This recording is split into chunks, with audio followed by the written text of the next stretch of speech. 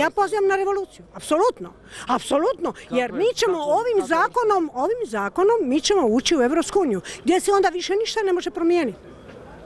Mi ćemo ostati sa 25% poreza na prave koncerte, sa pravim istinskim glazbenicima, umjetnicima. Ja ne znam šta onda, gdje je onda, onaj šunt će znači šta? Oni će pa slobodno platite, gospodo, jer i onako ne znate šta radite. Vi ste šunt, platite, ali neki pravi umjetnici, pravi istinski umjetnici koji rade prave koncerte na zadovoljstvo ogromnog broja publike. Zašto ih kažnjava? Zašto? Od čega će živjeti svi ti ljudi? Je li to netko razmislio?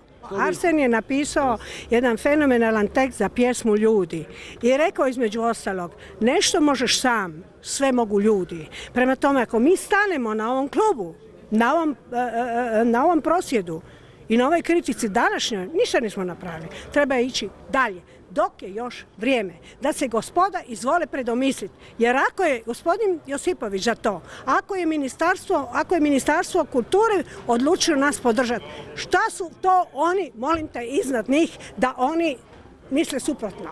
Ma sram ih može biti. Evo, to je moje mišljenje.